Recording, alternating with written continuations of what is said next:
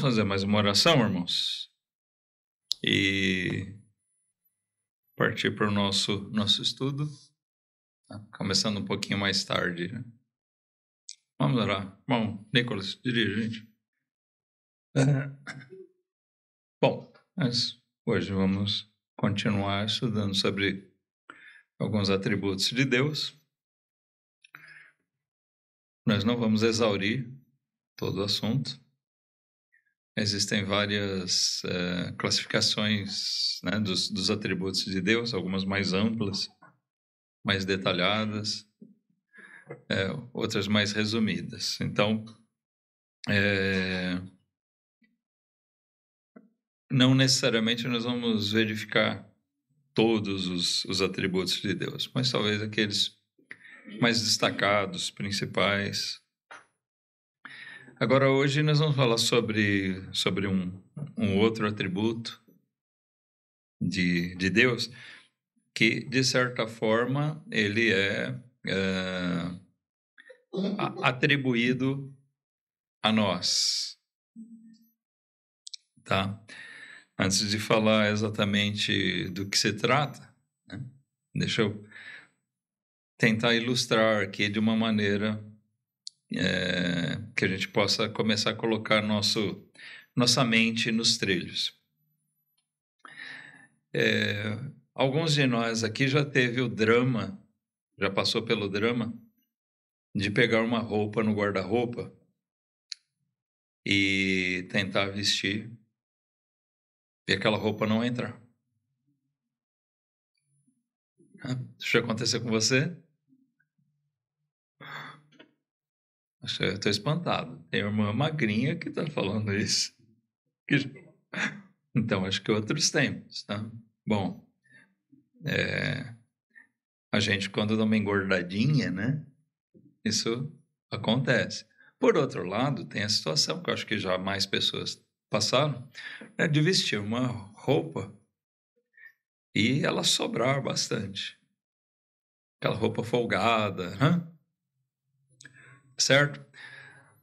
Então, uma não serve, a outra fica folgada. Mas quando você veste uma roupa que ela entra certinho, né, ela fica ali no seu corpo, como é que você diz? Essa roupa está?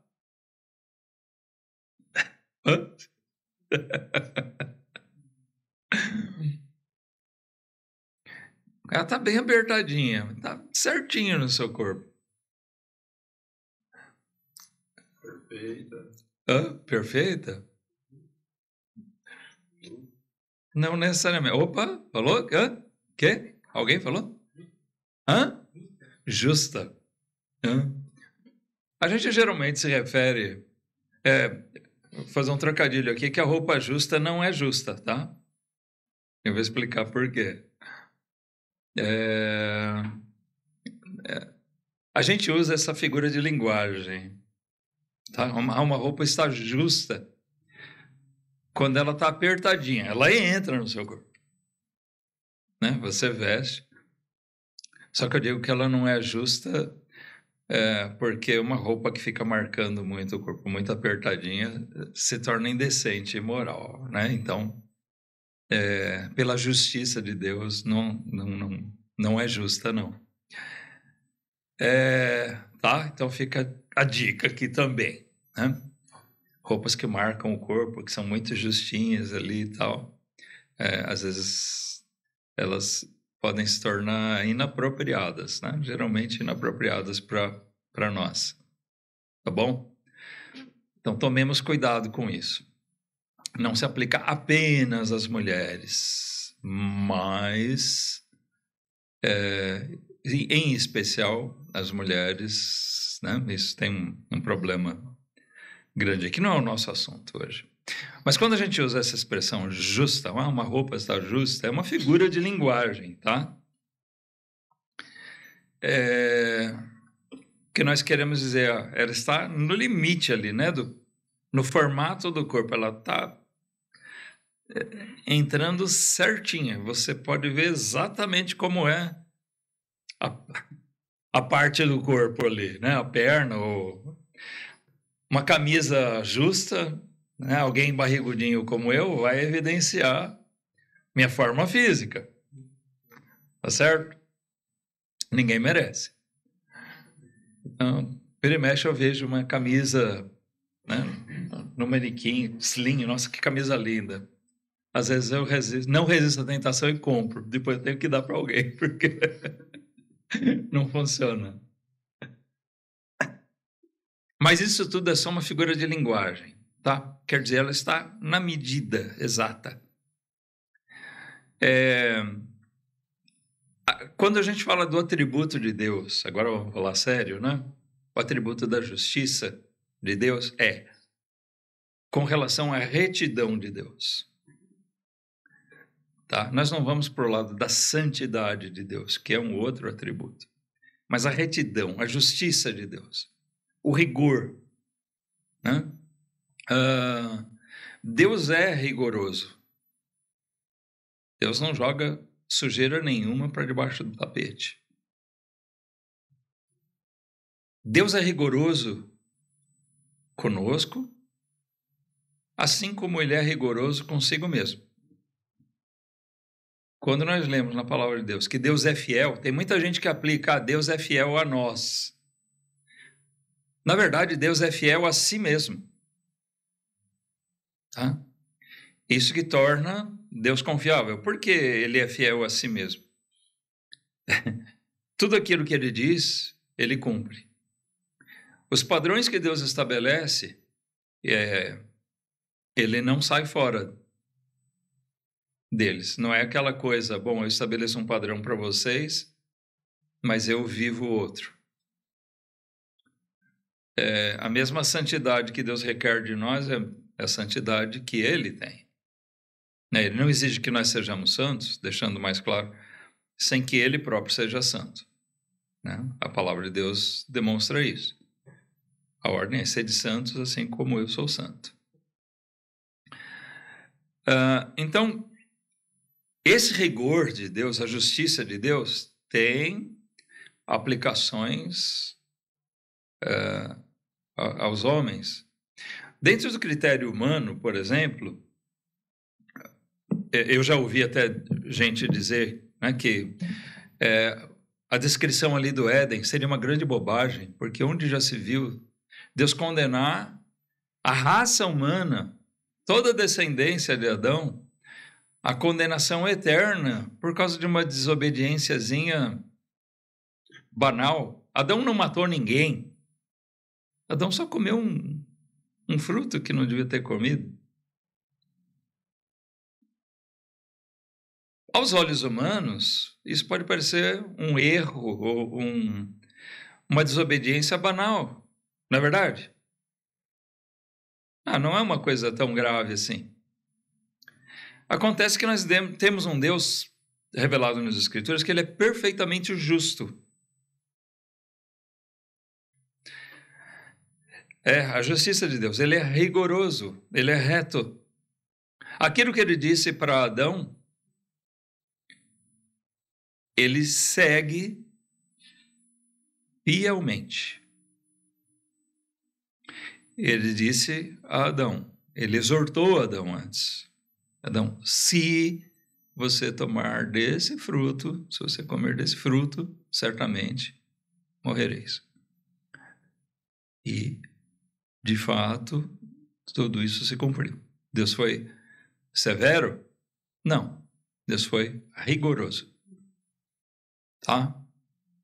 E é assim ao longo de tudo, ao longo da história, em tudo que Deus faz. Como a gente tem chamado a atenção ao longo desses estudos, uma coisa maravilhosa que existe é como Deus perfeitamente consegue conciliar todos os atributos dele. Então, nós estudamos recentemente sobre o amor de Deus. Deus é amor, mas o mesmo Deus que é amor é também justiça. Ele é perfeitamente amor e ele é perfeitamente justo. Ou seja, ele é completamente essas coisas. Ele não é um pouco justo, um pouco amor. Ele é 100% as duas coisas. Tem coisas que para nós são difíceis de assimilar, né? Essa questão de 100% é como a natureza de Cristo, né?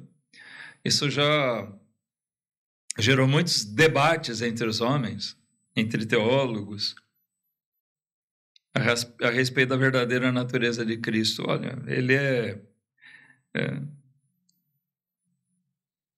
meio homem, meio Deus? Não, ele é 100% homem. Mas se ele é 100% homem, então não sobra nenhum percentual para divindade. Não, ele é 100% Deus. Então não sobra nada para a natureza humana. Não, ele é, ao mesmo tempo, 100% homem e 100% Deus. Assim como Deus consegue e pode ser 100% justo, 100% amor. Sobre essa natureza justa de Deus, eu gostaria de ler com vocês primeiro aqui em Deuteronômio, capítulo 32.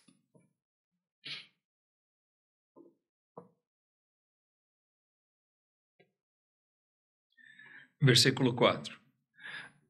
Deuteronômio 32, 4. Isso faz parte de um cântico de adoração de Moisés. Nós vamos encontrar essas afirmações a respeito da justiça de Deus justamente em cânticos, tá?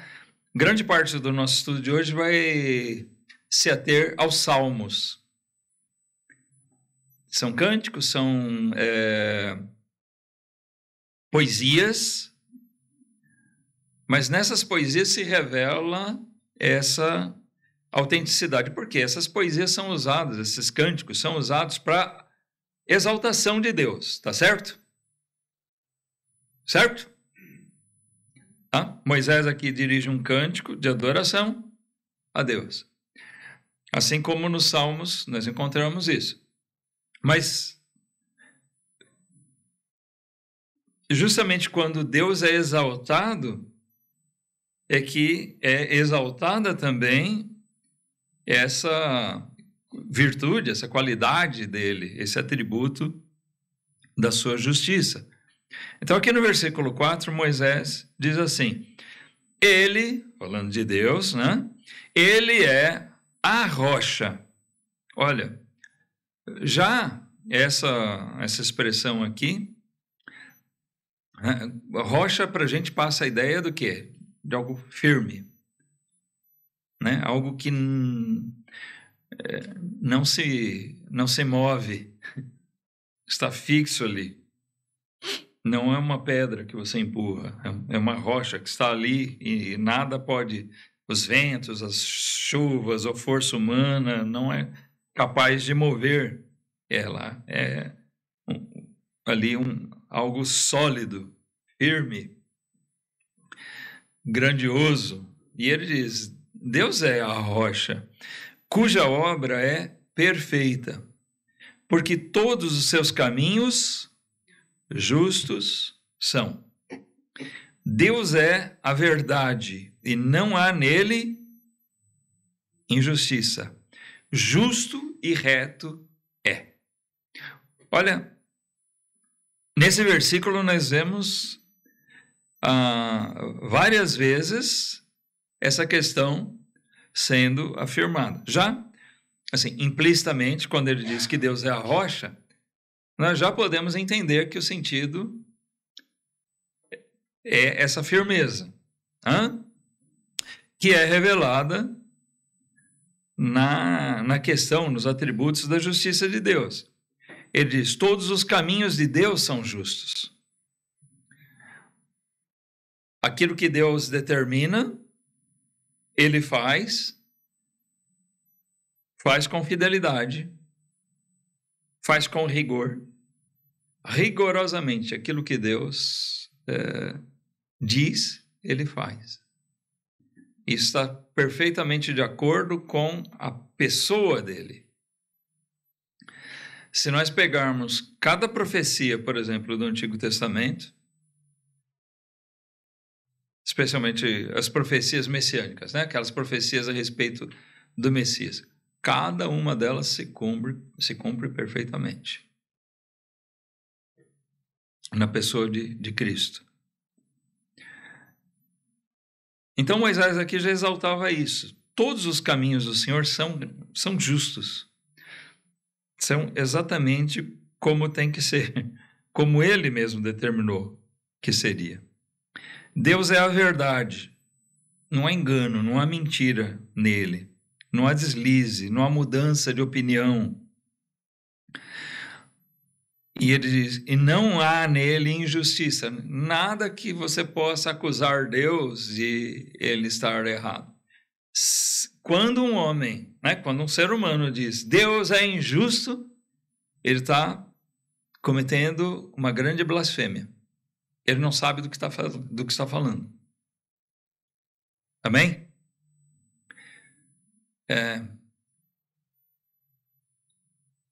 O homem não tem condição de dizer que Deus é injusto.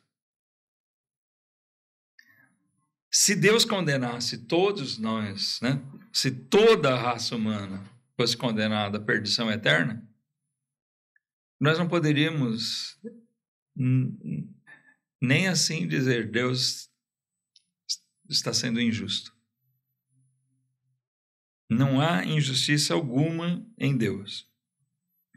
E ele enfatiza ao final desse versículo: Deus é justo e reto. Tá? Então aqui entra aquele rigor. O rigor de Deus entra tanto para as coisas, para a severidade dele, quanto quando ela age em conjunto com o amor. Deus consegue exercer o amor sem deixar de ser justo. E aí nós caímos no colo do Evangelho. Deus não ignora nossos pecados. Deus não fecha os olhos para isso.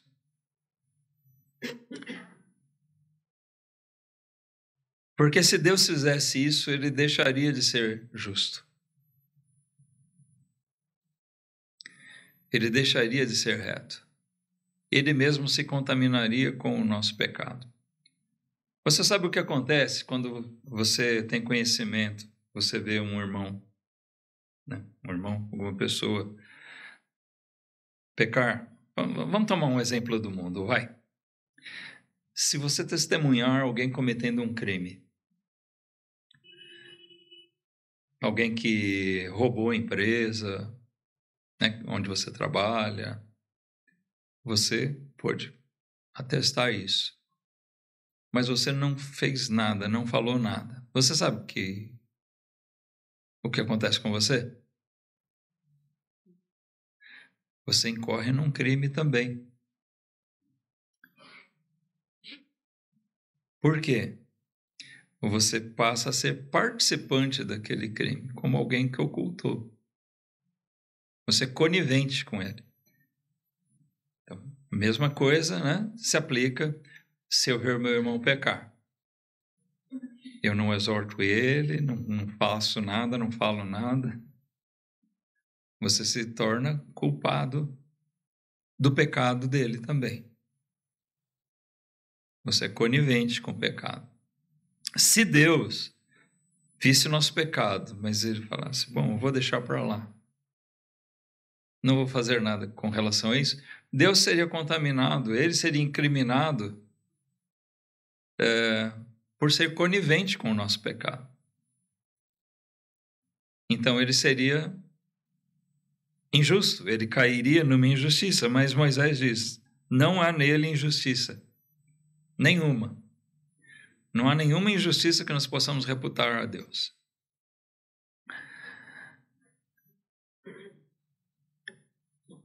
Essa justiça de Deus é perfeita, completa.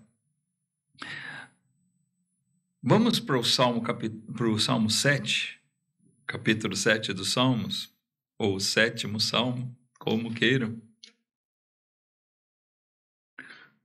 a gente vai ver um texto um pouquinho maior aqui.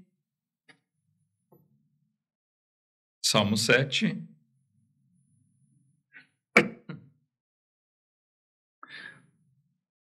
Desde o versículo 8 até o final, irmãos.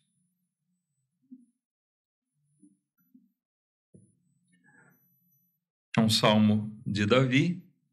Ele diz assim: o Senhor julgará os povos. Então ele começa dizendo: esse Deus justo, rigoroso, ele vai julgar os povos, todas as pessoas, todas as nações. Mas aí ele fala particularmente de si: julga-me, Senhor, conforme a minha justiça e conforme a integridade que há em mim. Tenha já fim a malícia dos ímpios, mas estabeleça-se o justo. Pois tu, ó justo Deus, provas os corações e as entranhas.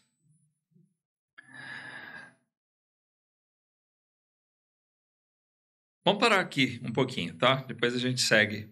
O resto do texto tem mais coisas importantes para nós aqui. Primeiro, nós vemos uma afirmação de Davi a respeito de que Deus vai julgar todos os povos. E, logo em seguida, então, nós vimos o quê? E ele diz: Senhor, me julga conforme a minha justiça. Será que existia perfeição em Davi? Será que ele está sendo arrogante aqui? Será que ele achava que era alguém que não tinha pecado? Não, não é isso. Ele está falando, como um crente sincero, ele pede a Deus que examine o coração dele, né? Porque ele se mostra, ele tinha consciência de que ele era alguém sinceramente temente a Deus. O versículo 10, né, nós paramos no 9, mas ele revela de onde vem essa confiança, porque ele diz: o meu escudo é de Deus, que salva os retos de coração. Na verdade, quando ele diz: o meu escudo é de Deus, ele fala, ele já se sente protegido, né, justamente por Deus ter imputado justiça a Davi, por ver nele um coração convertido, transformado, onde Deus pode ver realmente o temor que ele tinha. É nesses termos que ele coloca.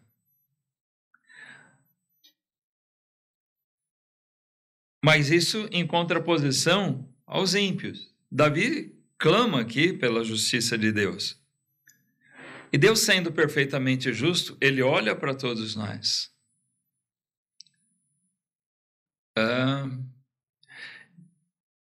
Quando a Bíblia diz que Deus olhou para os homens, para a terra, o que ele viu?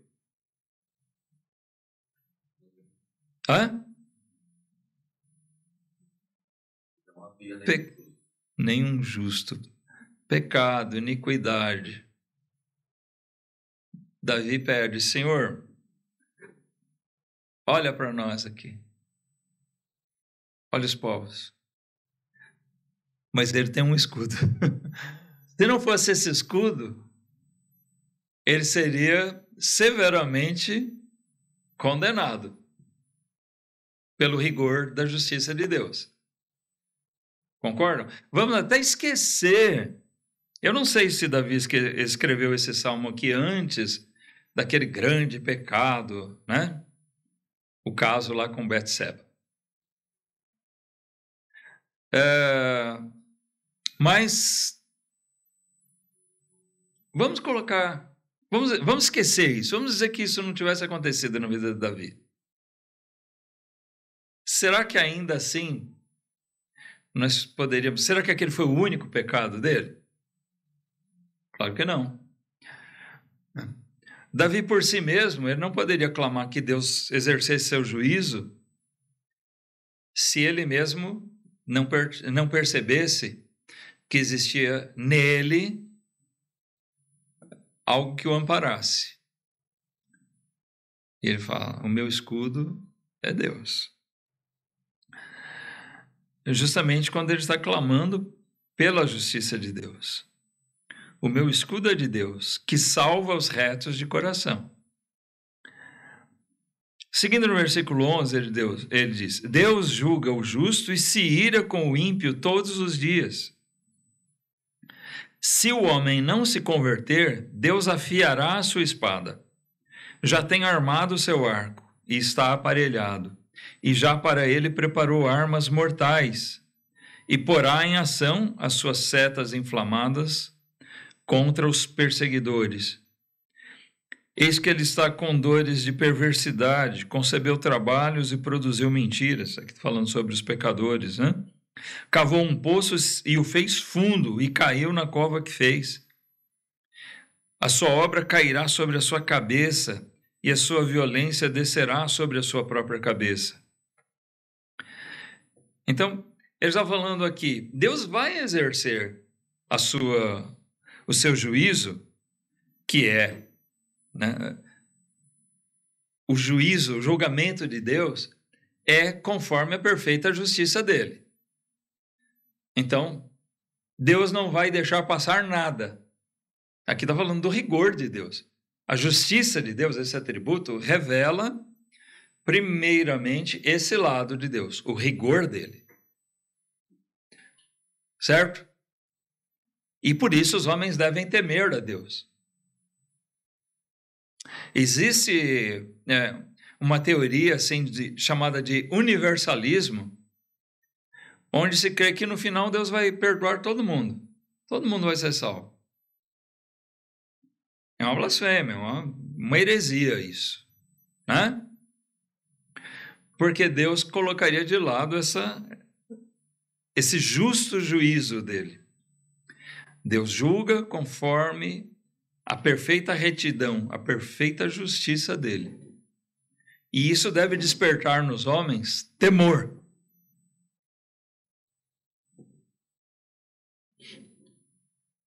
Ainda o crente, amparado pelo escudo de Deus, né? Nós vemos aqui que existe uma reverência, um temor reverente de Deus, embora Davi tenha aquela consciência do livramento dele, mas ele fala com temor de Deus, porque ele sabe do rigor de Deus. E ele fala da condição lamentável dos homens que estão debaixo do juízo de Deus. Ele descreve aqui que os homens cavaram fundo a sua própria sepultura, né? E vai pesar sobre eles a espada de Deus, o juízo de Deus. Ainda que os homens tenham por tardio, os homens debocham de Deus, porque Deus é longânimo, outro atributo de Deus, né? Mas a longanimidade de Deus não vai impedir que ele seja justo. Ele vai exercer o seu juízo dentro da sua perfeita justiça. Davi finaliza esse salmo dizendo, eu louvarei ao Senhor segundo a sua justiça e cantarei louvores ao nome do Senhor Altíssimo. É essa perfeita vontade de Deus. E vamos lembrar que a justiça de Deus não é só vontade dele. Deus não fica só na vontade. Ele cumpre toda a sua vontade. Ele exerce a sua vontade. Tá claro?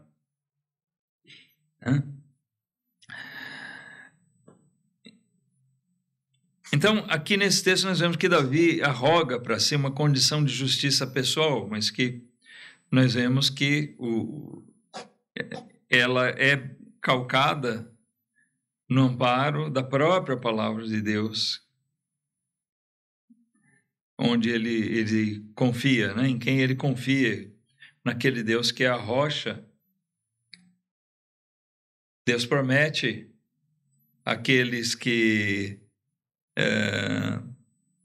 o temem, aqueles que compreendem e se submetem à vontade dele, Deus promete o perdão, né?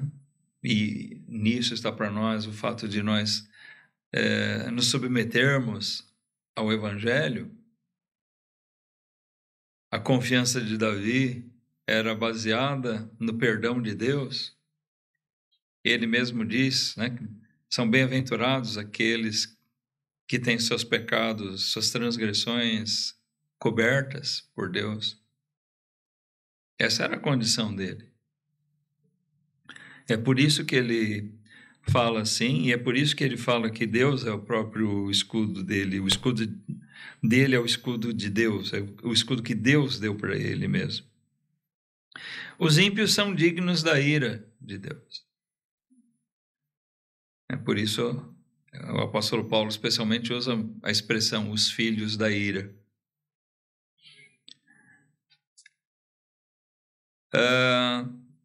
Mas a justiça de Deus revela não só o castigo sobre a impiedade, mas ela também, essa mesma justiça de Deus, cobre os que temem a Deus. Vamos ver um outro salmo aqui, para avançar um pouquinho no assunto. No Salmo 18, irmãos.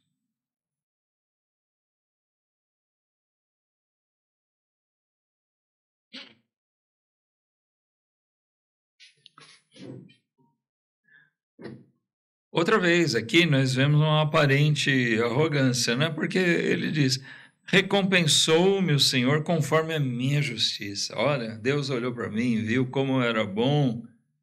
Não, não é isso. É versículo 20. Desculpa. Salmo 18, 20. Recompensou-me o Senhor conforme a minha justiça. Retribuiu-me conforme a pureza das minhas mãos. Aqui ele está falando como alguém temente a Deus. Porque guardei os caminhos do Senhor e não me apartei impiamente do meu Deus. Porque todos os seus juízos estavam diante de mim e não rejeitei os seus estatutos. Ele fala aqui como alguém legitimamente convertido, né? Também fui sincero perante ele e me guardei da minha iniquidade. Assim que retribuiu-me o Senhor conforme a minha justiça, conforme a pureza de minhas mãos perante os seus olhos. Com o benigno te mostrarás benigno, e com o homem sincero te mostrarás sincero. Com o puro te mostrarás puro, e com o perverso te mostrarás indomável. Porque tu livrarás o povo aflito e abaterás os olhos altivos. Porque tu acenderás a minha candeia, o Senhor meu Deus iluminará as minhas trevas. Então, aqui nesse outro salmo, irmãos, a gente vê, de novo, ressaltado a justiça de Deus exercida sobre os homens, mas ele enfatiza muito a questão da benignidade de Deus para com o fiel. Isso faz parte da justiça de Deus. Porque ele prometeu assim e assim ele age. Eu destaco o versículo 28 aqui, onde ele diz alguma coisa muito similar àquilo que nós vimos lá naquele versículo 10 do capítulo 7. Porque é o Senhor que acende a minha candeia. O Senhor, meu Deus, iluminará as minhas trevas. Sem Deus, nós éramos trevas. Com Deus, né, Ele ilumina nosso caminho. E aqui é representativo de nós termos verdadeira vida, de nós podermos estar na presença de Deus. O castigo que recai sobre a impiedade é fruto da justiça de Deus.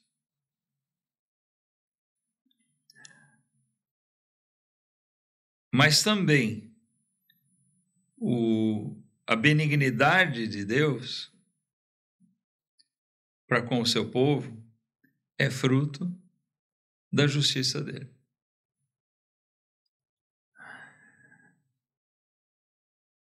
Ele prometeu, né, o seu favor, a sua graça sobre aqueles que o temem.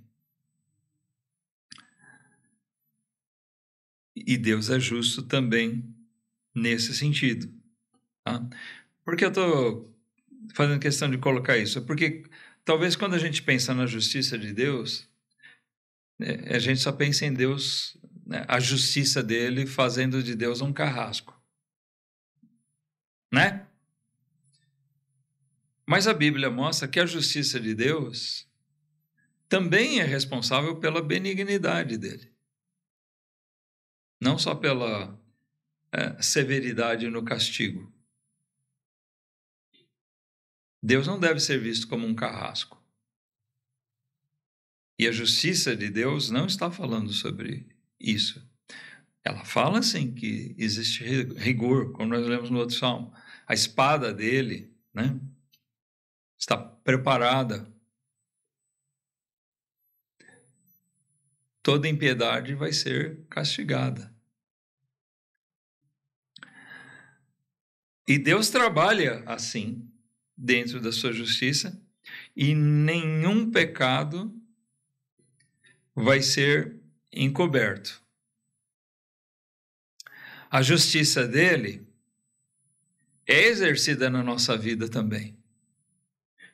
Mas nós temos um escudo. A justiça de Deus é justamente o que fez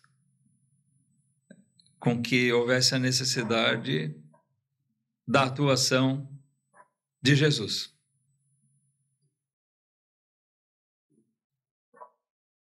Jesus é a revelação plena de Deus em todos os seus atributos, em vários aspectos.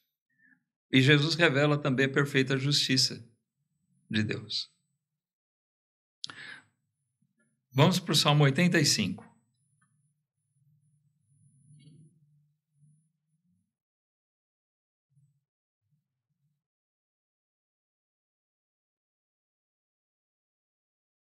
Salmos 85, versículo 7.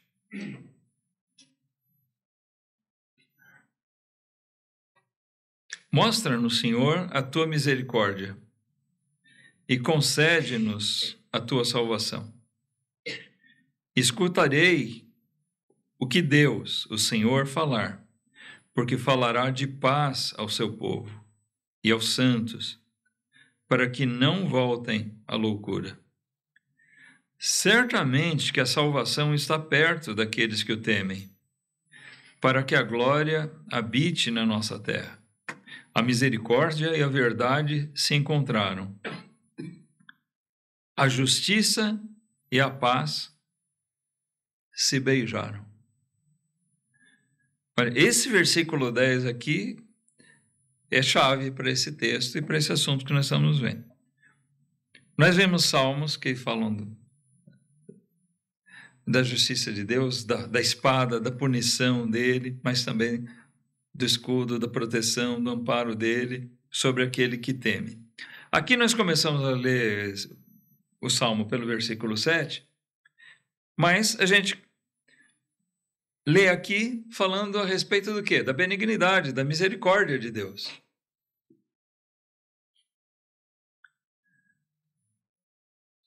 Aqui particularmente ele estava falando sobre a misericórdia de Deus exercida sobre o povo de Israel. Mas esse salmo é aplicável de uma forma geral, né? Genérica a nós. Ele diz, então, a misericórdia de Deus e a verdade se encontraram.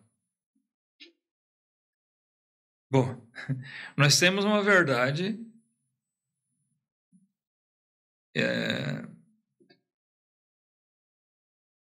que revela, né, a real condição nossa. quando fala da verdade de Deus, bom, a verdade é a verdade ampla. A verdade revelada por Deus, a palavra de Deus, revela a nossa condição. Se a gente se deparar com a lei de Deus, que é a verdade, nós vamos enxergar o quê? Em nós mesmos. Será que nós vamos enxergar alguém bom, puro, perfeito? Não, nós vamos encontrar pecadores. Quando nós olhamos para a palavra de Deus e para nós. O problema é que muitos homens querem se examinar comparados com outros, né, ou com seus achismos. Então eles acabam se auto-justificando, achando, não, até que não sou mau, eu sou bom. Deus vai ter misericórdia de mim. Mas ele não se baseia na verdade. Quando a gente olha para a verdade, a palavra de Deus, nós encontramos a nossa verdade, a nossa realidade, que é triste, né, a condição do homem. Mas aqui ele diz, a verdade e a misericórdia, elas se encontraram. Ou, na verdade, ele coloca ao contrário, a misericórdia e a verdade. E, reforçando isso, ele diz, a justiça e a paz se beijaram. A gente estava falando sobre o ósculo hoje aqui, né? Na saudação final ali de Pedro. E a gente estava até brincando, porque esse ósculo, principalmente entre os homens, não é costume na nossa cultura, na nossa sociedade. Mas para eles, vamos entender, o beijo era uma forma de saudação que selava uma amizade. Nós vimos, até o irmão Daniel estava comentando de alguns casos que o beijo não terminou bem, né? Porque justamente foi uma traição. Quando Judas chegou e beijou Jesus, ele chegou falsamente, né? Como se fosse um grande amigo. E, no entanto, ele estava ali denunciando Jesus, traindo. É esse aqui o que vocês devem prender. E tem aquele outro caso que a gente não lembra bem o nome para confirmar, né? Mas daqueles capitães ali de Israel, onde um chegou e pegou o outro pela barba, beijar e enfiou a faca nele, né? Mas por que eles... Né? Essa prática, na verdade, era meio que comum, porque era uma maneira de trair, porque quando vai beijar, né, alguém vem dar um beijo, eu estou entendendo, bom, ele está manifestando sua fidelidade, seu carinho, respeito, amizade, sincero para comigo. Então, eu não espero que ele vá me trair. O beijo, na verdade, era algo reservado para identificar, né, uma forma de cumprimentar, para identificar uma verdadeira, uma legítima amizade. E o que ele está dizendo aqui, a justiça e a paz, elas selaram uma amizade. Porque, aparentemente, a justiça e a paz não poderiam andar juntas, mas aqui elas andam juntas. E como eu disse antes, né? É aqui que nós caímos no colo do Evangelho, irmãos. Porque a justiça perfeita de Deus, essa justiça rigorosa, reta, onde nenhum pecado é encoberto, a justiça de Deus, ela se beija com a paz, porque existe um perdão de Deus, mas não é um perdão, vamos deixar para lá. O perdão de Deus, essa paz é selada, e ela se ajusta à perfeita justiça de Deus, justamente na beleza do Evangelho. Seguindo aqui ainda no texto, a gente vai ver um texto do Novo Testamento que vai elucidar isso aqui tudo, tá? Mas vamos concluir a leitura antes aqui desse trechinho. A gente vai até o versículo 13, tá? Então, vou reler o versículo 10, diz, a misericórdia e a verdade se encontraram, a justiça e a paz se beijaram. A verdade brotará da terra e a justiça olhará desde os céus.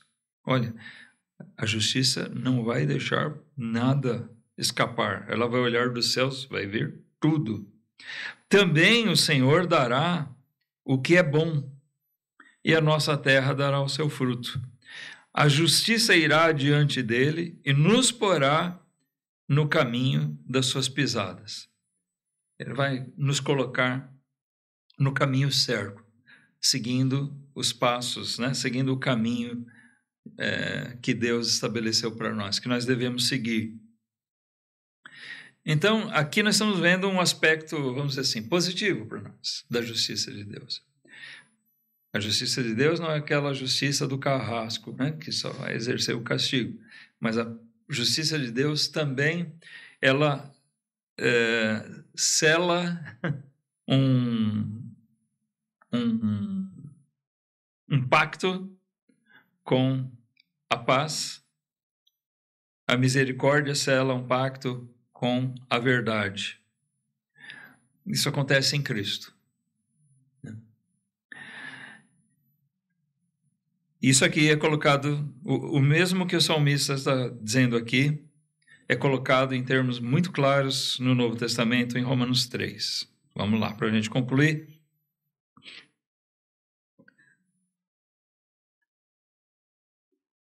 A carta do apóstolo Paulo aos Romanos, no capítulo 3.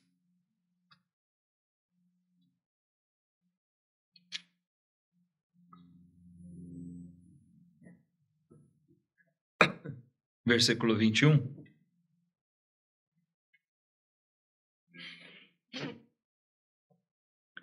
Diz assim: mas agora se manifestou sem a lei a justiça de Deus, tendo o testemunho da lei e dos profetas. Isto é, a justiça de Deus pela fé em Jesus Cristo, para todos e sobre todos os que creem, porque não há diferença, porque todos pecaram e destituídos estão da glória de Deus. Uma pausinha aqui. Ele fala: agora se manifestou sem a lei a justiça de Deus. Bom, pela lei, a justiça de Deus é manifesta, concordam? Mas pela lei, a verdade, a justiça de Deus é manifesta de que maneira? O que é que a lei demonstra para a gente? Se você ignorasse o Evangelho, lesse só a lei de Deus, você chegaria, ou deveria chegar à conclusão que todos pecaram e destituídos estão da glória de Deus. Ou seja, está todo mundo condenado, todo mundo perdido. Certo? Acontece que a verdade e a justiça se beijaram.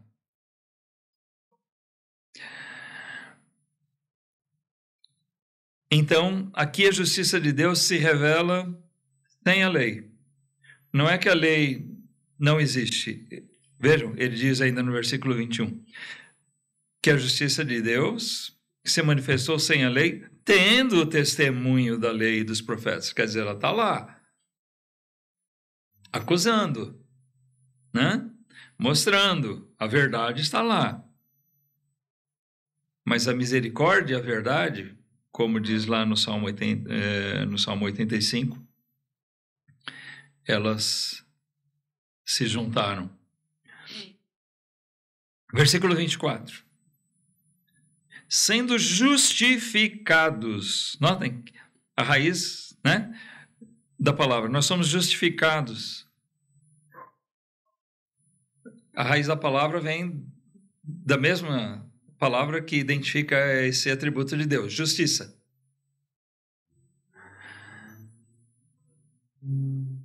Sendo justificados gratuitamente pela sua graça, pela redenção que há em Cristo Jesus. Então, Deus não deixou de exercer a justiça. Amém? Isso revela o plano maravilhoso de Deus da salvação. O plano de Deus não é, olha, eu vou salvar os melhorzinhos. os 10% melhores homens que tiverem na história da humanidade eu vou salvar, o resto eu vou condenar. Né? Impor limites, talvez.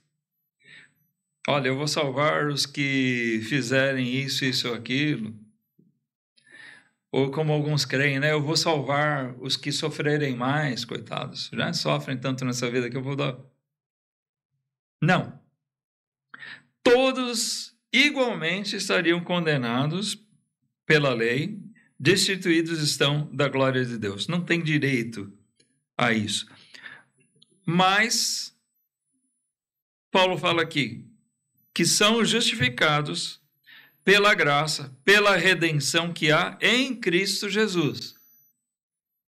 Por que essa justificação em Cristo Jesus? Porque ele assume todo o rigor e severidade da justiça de Deus. Todas as nossas enfermidades, como diz Isaías, ou seja, as culpas dos nossos pecados recaíram sobre ele.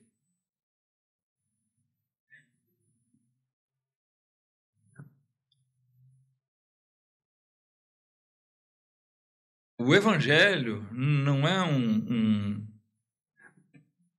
uma coisa óbvia para os homens, que a gente vê nas religiões, a tendência é sempre assim, né? Por algum tipo de mérito dos homens. O Evangelho é alguma coisa totalmente diferente, é onde a gente vê que ele não é de origem humana. Ela não enfatiza nenhuma virtude humana. Ao contrário, ela afirma e reafirma: todos pecaram e destituídos estão da glória de Deus. A verdade se manifesta. Mas aí vem a misericórdia de Deus. Ele não abandona a verdade para exercer sua misericórdia. Ele não abandona a justiça para exercer a paz. Essa paz aqui é a reconciliação, né, das criaturas com o Criador. A reconciliação do homem com Deus. E isso acontece gratuitamente, por quê? Porque não depende de nós fazermos nada para pagar, né? Mas é pela graça de Deus, através de Jesus Cristo. Versículo 25, diz: ao qual Deus propôs para propiciação pela fé no seu sangue, para demonstrar a sua justiça pela remissão dos pecados dantes cometidos sob a paciência de Deus. Para demonstração da sua justiça neste tempo presente, para que ele seja justo e justificador daquele que tem fé em Jesus. Então, notem, em momento algum, né, o Evangelho, na infinita sabedoria de Deus, né, o Evangelho é um plano de Deus onde ele não deixa de lado a sua perfeita justiça. Mas ele se faz carne, na pessoa do Filho Jesus, ele se faz um homem para representar a nossa própria raça, e não é representação simbólica, é uma representação legítima. Jesus se tornou efetivamente homem, né? Tomou forma de homem, nasceu como homem, viveu como homem e morreu como homem. E ele assume toda a culpa daqueles que creem nesse sacrifício. Todos aqueles que creem que Jesus é o Filho de Deus enviado ao mundo para fazer essa obra, todos esses recebem gratuitamente. Nós somos justificados em Cristo. A justiça de Deus não deixou de ser exercida. A justiça que era sobre nós, o juízo de Deus que era sobre nós, recaiu sobre ele. E como ele não cometeu pecado algum, a justiça dele recai sobre nós. Olha o escudo de Deus. Amém?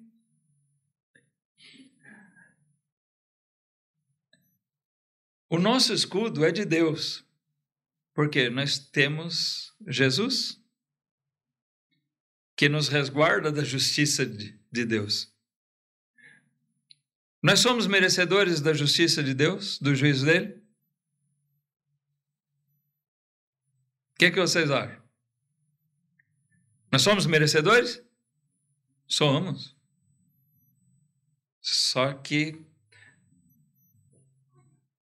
a justiça e a paz se beijaram. Deus estabeleceu um acordo de paz conosco, sem deixar de exercer sua justiça. O juízo que era sobre nós recaiu sobre ele. Então, Deus continua sendo perfeitamente justo, como diz o versículo 26, porque ele não abriu mão da sua justiça, amém? Ele continua perfeitamente justo e, ao mesmo tempo, ele é o nosso justificador, por meio de Cristo. A misericórdia dele se revelou. Então, esse atributo da justiça de Deus, né? Eu acho importante a gente ressaltar esse aspecto. Quando a gente fala de justiça, a gente pensa sempre na severidade só. Mas o atributo da justiça de Deus, ela nos joga para o Evangelho e mostra que ele continua sendo perfeitamente justo, mas da justiça perfeita de Deus deriva a sua misericórdia sobre nós, que é revelada em Cristo, é exercida por Deus através dele. Tá? Então, esse é um atributo maravilhoso de Deus. Eu disse no começo, o atributo da justiça de Deus, né, é também atribuído a nós, porque ele passa a ser o nosso justificador. A justiça dele foi exercida ao nosso favor, quando ele castigou o seu filho, e não a nós. Ele nos livrou através do seu filho. E aí nós podemos dizer, né, convertidos mesmo por essa fé, nós temos nosso coração transformado. E nós passamos a viver tementes a Deus. E eu estou falando sobre o verdadeiro crente. Então aí nós podemos dizer, conforme Davi diz nos Salmos, Senhor, exerce a tua justiça sobre os povos. Olha para mim e me julga conforme a minha justiça. Será que nós podemos dizer isso cientes de que Deus vai ver em nós um coração reto diante dele? Uma pessoa verdadeiramente temente a Deus, grata pela misericórdia dele, alguém que busca realmente a retidão, a justiça de Deus, a santidade na sua vida?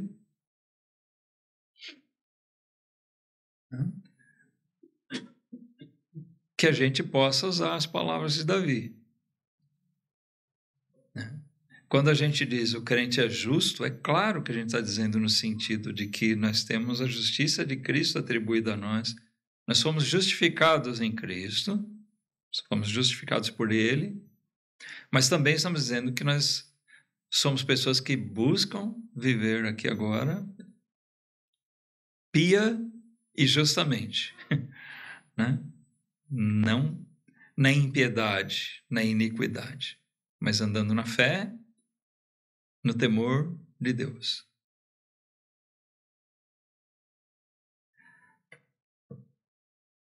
Que as palavras de Davi ali, que as palavras daquele salmo possam ser de verdade aplicadas a nós, irmãos. Vamos orar? Vamos ficar de pé?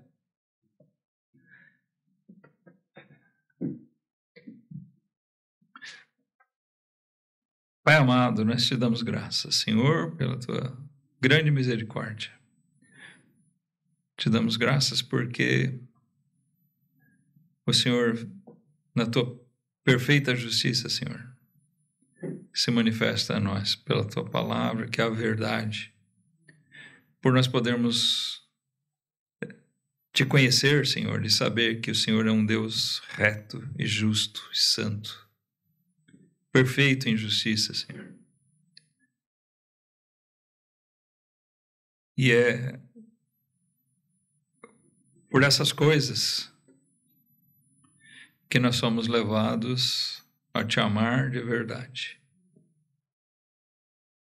Porque o Senhor é um Deus grande, poderoso em todas as coisas, Senhor. E nós te louvamos por todos os teus atributos. Somos gratos também, Pai, porque o Senhor um dia atribuiu a nós a justiça do teu Filho, que manifestou a tua glória aqui na terra, Pai. Na perfeita vida que ele viveu aqui, sem pecar nunca,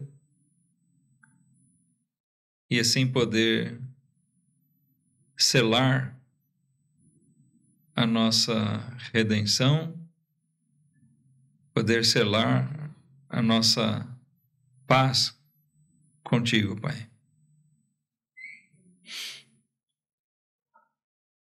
Te damos graças por o Senhor ter nos justificado dos nossos pecados e por hoje podermos estar na tua presença, nos sentindo verdadeiramente protegidos e amparados pelo Senhor mesmo. Por tudo te damos graças, Senhor, e glorificamos o teu nome. Pelo nome santo de Jesus, o teu Filho amado, o nosso grande Salvador, é que nós oramos. Amém.